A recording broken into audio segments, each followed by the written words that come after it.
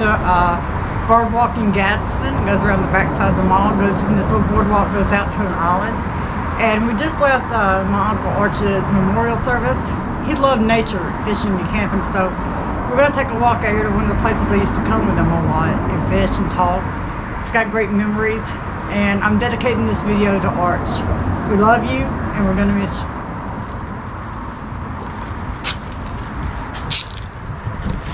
Is that good? Yes.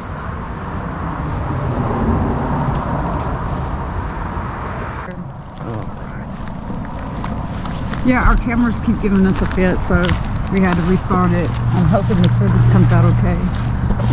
Exactly. You know? Do you want to record with your phone just in case? No, as long as I see the red thing going, I mean, I'll be happy. Yeah.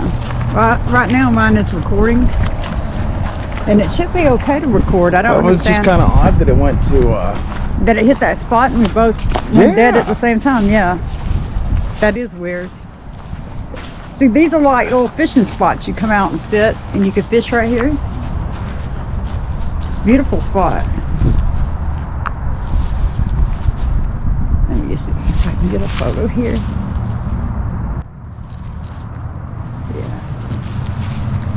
Beautiful out here. Yeah, it is.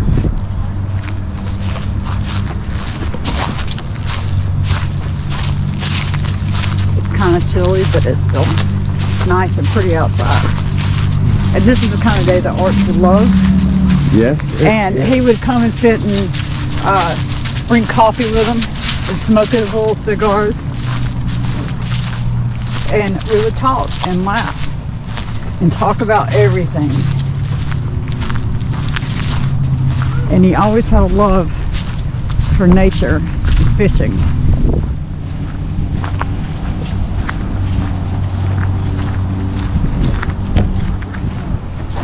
So this is a special place. You want to see the ducks out there?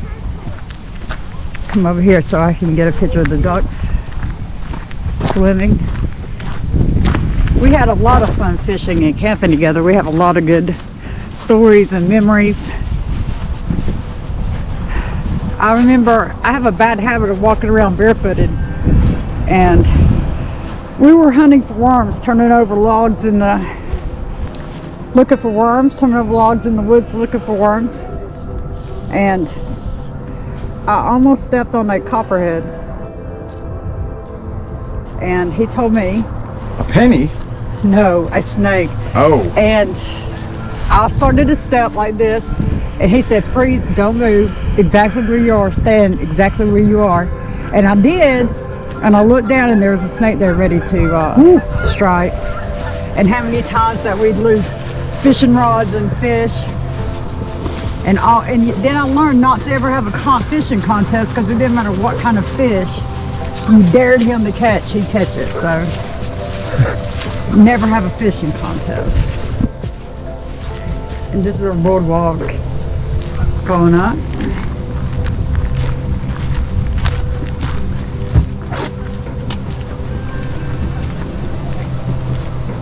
I'm trying to get some pictures here. These are taking this walk with him out through this boardwalk was special.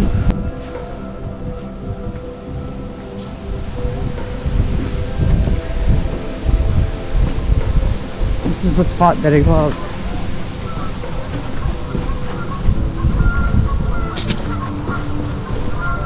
And you can see that people come out here and fish, come walk it.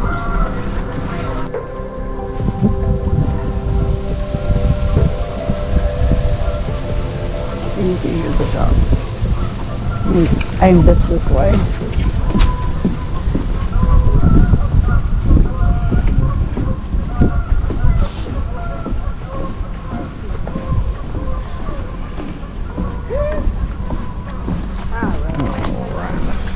Slip on around here.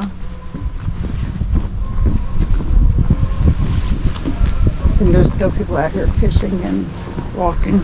Let me take a picture down here of this boardwalk. And this little trail here, this goes all the way to an island. Mm-hmm. Go ahead. And back, it's only, I think the full trip is like 1 mile there and back again.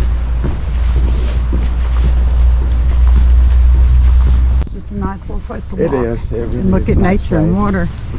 This combines everything he loved: nature, fishing, water, animals, people. And it wouldn't matter. He never met a stranger. He talked to anyone. Not a lot of folks still around like that man. And he had a lot of wisdom. He could read people, and he never judged them. He might not like their behaviors, but he didn't judge them. He always loved people. Let me get this. I remember these places like this though, learning to turtle hunt. You see the marshes and how it comes up against the banks right there? Well, snapping turtles like to get in under them banks and burrow in. So my granddad, Cecil Gibbs, was a snapping turtle hunter, and he would sell them to different people in Gadsden. Then he would also go down and sell them in Louisiana, because in Louisiana it is considered a delicacy. So he would sell them. Well, during that time in the 40s and early 50s, that was a way to make some money. So he would sell them. But he taught his boys how to do it. And so in turn, my dad never really got into it and he wouldn't do it. But Arch did. And all the time I spent with Arch as a child, some of the hardest experiences we ever had, where I was probably more in danger, was turtle hunting. And see these banks like this that runs along the creek right there is a good example. Snapping turtles burrow up under those banks and make little holes. And so to teach a child how to snapping turtle, how to catch snapping turtles, we would wait out there and we'd take a stick and jab it into the mud. And a snapping turtle's back sounds something like that when you hit it. It's different. It sounds different. And then what you do next is you go down, you feel around for the snapping turtle shell like this, and then you put your hand in there and you just hope you're getting the tail, not the head. Because if you're getting the head, he's going to snap down and get you. Right, unless you're experienced at this, please don't try. And so what he did with me, and they did it with all the kids as kind of an initiation, they took us by our ankles, held us upside down, and these were big men. These are not small men. These are 400-pound men with muscle, and jammed us under the water and told us to get that turtle. Okay, so when we were under the water holding our breath, facing a snapping turtle, and you suck your hand in there and you're just hoping they went in head first and they didn't back in there. Because if they went in head first, you can grab that tail and pull them out. And then when they pulled you back up, you're supposed to have that turtle with you. Right. Snapping at you, clawing at you, and trying to get out of your hands. And a lot of times it weighed more than you did. So kind of like that, what is that noodling that they do with catfish on Right, but this turtles. was snapping turtles, things that could cost you your fingers and your hands and stuff. And he would always show us how to feel around and find the turtle. Then you would have to wade down in there, and we would take long sticks and block the entrance so it couldn't get out. So even if it tried to come out around us, it would hit these sticks, and we could stick our arms under there and grab it. And I am sure on more than one occasion they grabbed a head and not a tail. So that was snapping turtle hunting. It was dangerous, and it's still dangerous for people who do that, because you can still get bit. No, it's a shame that, oh, look at this, they have a nice little area right here. It's a shame all of that's getting lost nowadays. What, snapping turtle hunting? Well, yeah, I mean, we don't have to do it with food. It's not the depression anymore.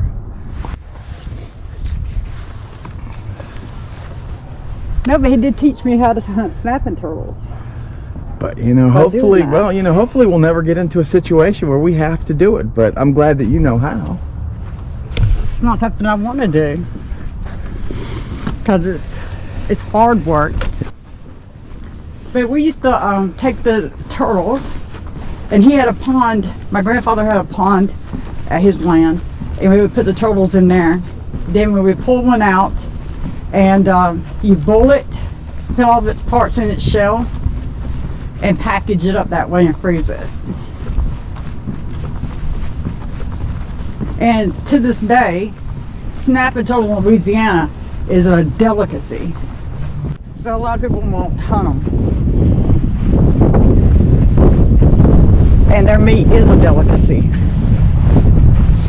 But you have to wade in the water. You have to think about snakes. And this is the time of year when you hunt them, right? You can hunt them through the fall. You can hunt them anytime. You can hunt those snapping turtles all year round. Right now, they're all burrowed up in those holes. And this is the time that you used to tell me stories about going out in weather like this when it's only 40 degrees today, folks. It's cold. Mm-hmm. Well, to our southern friends, it's cold. To our friends up north, it's just t-shirt weather, but it's not fun to be in the water digging turtles or fishing or whatever you got to do. Oh, many a times I remember going turtle hunting in the wintertime when it was cold and nasty outside. You can't feel your hands or your feet. And hunting turtles. So Arch always had a way. And now across the water here is the Gadsden Mall. Oh wow, looks like they painted the front of the movie theater. Oh.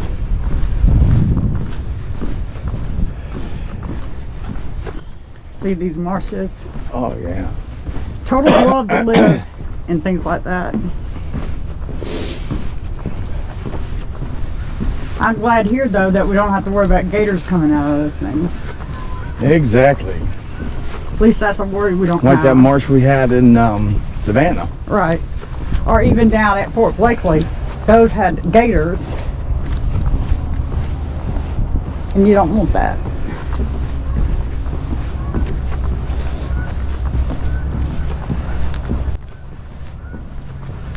This is definitely a really nice boardwalk they have. It though. is. It's beautiful out here. And out here you can catch brim and bass and catfish and carp. And we used to dig worms up off the side of the road in different places. We had worm beds that we knew were our secret worm spots. And I still know about those spots where you can get worms. I will not tell anyone. And today that service he had, that place was packed. There was people standing. He was a loved man and a cherished soul. And maybe half of the people there were actually his blood family. Yeah, most of them were his friends or acquaintances, people he knew. He called them all his family, but Yes. But he said he was always a part of God's family. That's right. That we're all part of God's family. And that's another thing, the reason he loved nature is because of how closely it is to God, to him. The true creation without man's touch. Animals, nature, rivers. That's the reason why he loved science so much. He loved the creation. He loved knowing what created and how it was created.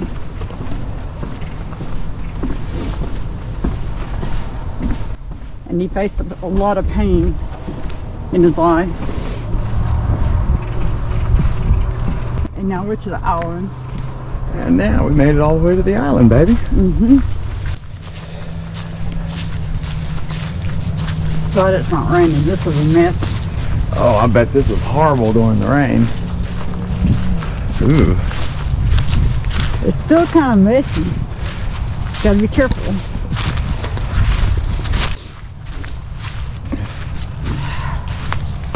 We'll get over here and Well, I think Film. we've reached the end of the walk now. yeah, we're over in the island.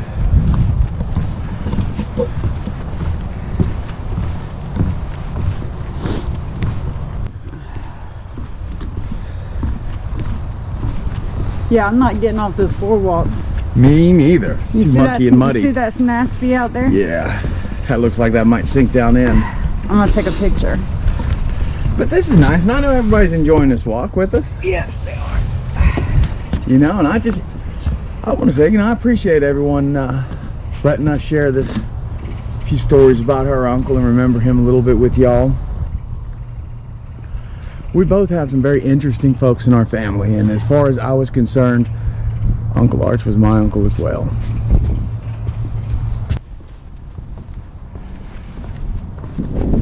It's real nice out here. If you guys want us to do some more of these little places around like this, just let us know in the comments below. And we encourage you to come and visit it, but at least you'll know what to expect.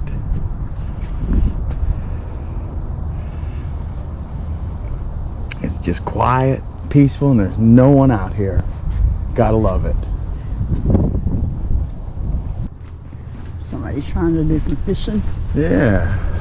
See, there's a lot of people that come out here and fish all year round.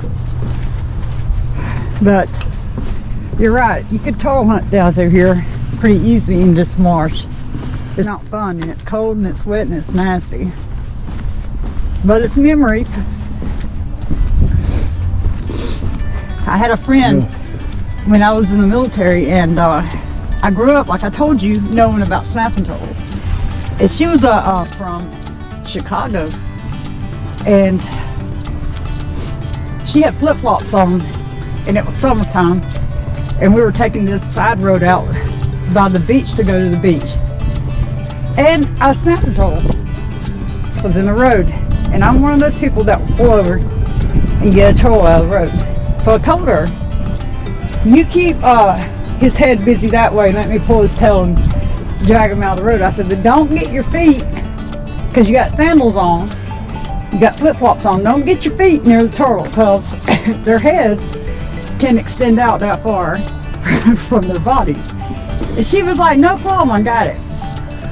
And the next thing I know is I'm taking her to the ER, and I have her pinky toe in my hand wrapped up in a towel, her foot wrapped up, and her screaming because I had to wrestle a pinky toe out of a turtle's mouth before he swallowed it.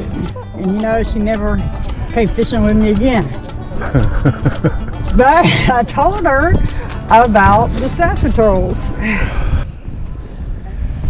Well, we would leave off with, and then Arch, when I got older, and I would have 2 kids, and we'd have 3 more of my cousins that were children. We'd end up with 5 or 6 kids and just be Arch and I, and we would go If 2 wasn't enough, camping. we borrowed more. We would go camping and fishing because we wanted to get the kids out there doing that. Yeah, we always went and found them. I know, I'm glad you guys did that. We wouldn't go to their house. We would go to their house and pick them up and take them with us fishing and camping. And he said he realized really fast he needed me to come because I would take care of the kids. I would fix the sandwiches. If they said they were hungry, I was jumping up fixing sandwiches. If they needed their clothes changed or swimming suits put on, I was there. If they had a boo-boo, I was there, and he could just fish. And he didn't have to worry about it. And he got all the credit. And that's fine. But we had a ball with them. Mm-hmm. And we never lost one. Well, there was a joke he used to say, we only lost that one, but we don't talk about it. You know, and Oh, I didn't know that was a joke. yeah, we never lost one. Never did. Archie and I got lost before. We got lost in the cave for 2 days. We got lost in the woods. We got lost in the mountains. We made it out okay.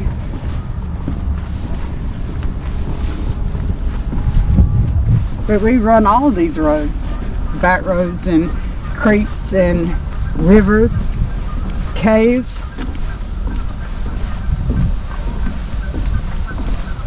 Just fishing and hunting and stuff. And that's the way we spend every day. This goes back to that main trail that Yeah. goes up to the mall, but Yes. we'll take this so it's just a different way back. Okay. But what were you saying, baby? Oh, we were camping at South Saudi, and Arch was always friendly and always a good-looking man, always. And people loved him, just generally loved him. And at this moment, it was just him and I camping that weekend. I don't remember why, but it was. There was this little restaurant next to the campground, and we were sitting there getting some breakfast one morning, having some coffee, talking about fishing and what we were going to do that day. And this little waitress came up, and was flirting with him. Now,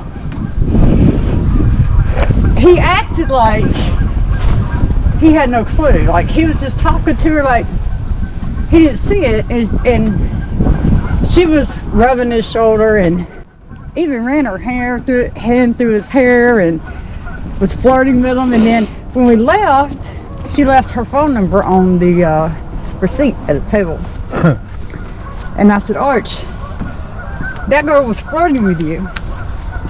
And he said, what girl? And I said, the only girl we talked to in the restaurant, the waitress. She even left her number on the ticket. And he goes, she probably does that with everybody. See, this is the thing. Then it wasn't until 10 years ago, he confessed to me. Oh yeah, I knew every time one of those women were hitting on me.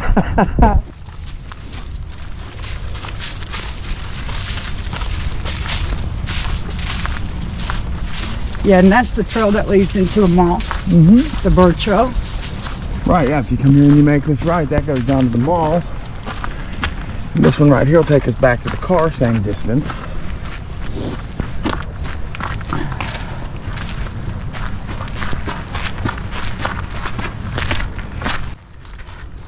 No, this was a nice little walk. Yeah, it was. That's our own memorial to him. Shares of stories and places and things that we did together. I just hate you guys didn't get a chance to know the man. We did a lot of things together that I have to take to my grave with me. Because nobody needs to know how close we came to death or getting locked up, going to prison. So, yeah, I mean. Oh, well, if we'd been making videos 10 years ago when he was in his 70s, I'm sure he'd have been with us. Yes, he would have. He would have loved the traveling. He was a sailor. He liked to travel. The reason you joined the Navy. Yes. Well, him, my grandfather, and two more of my uncles were all in the Navy. So on the Gibbs side, there was 4. I think, if I'm not mistaken, they were all in the Navy. I wanted to carry on the heritage. I respected them. Still do. I respect all of you for it. He was going to be Arch was in really great shape, and he wanted to be a SEAL, a Navy SEAL. He went through SEAL training. He passed.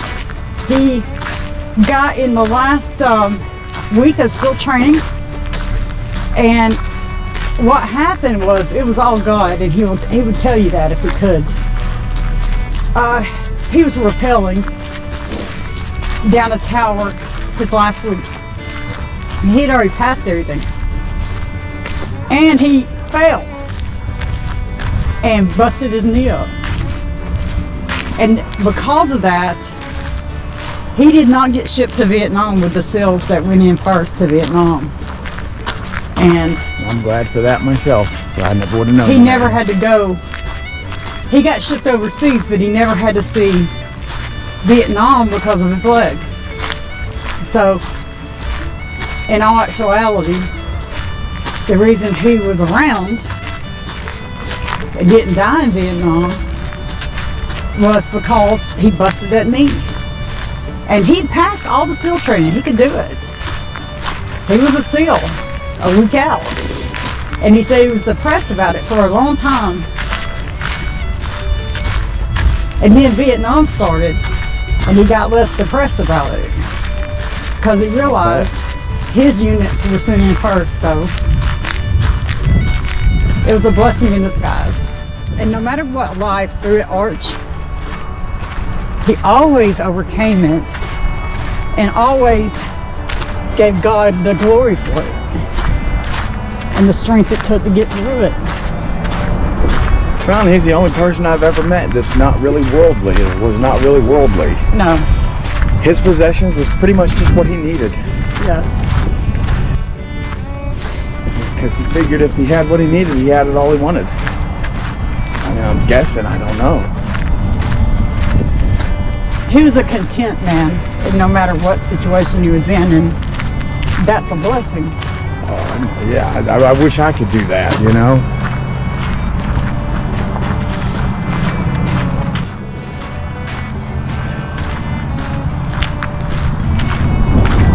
Well, guys, we're coming back toward the van. I hope you enjoyed this walk with us.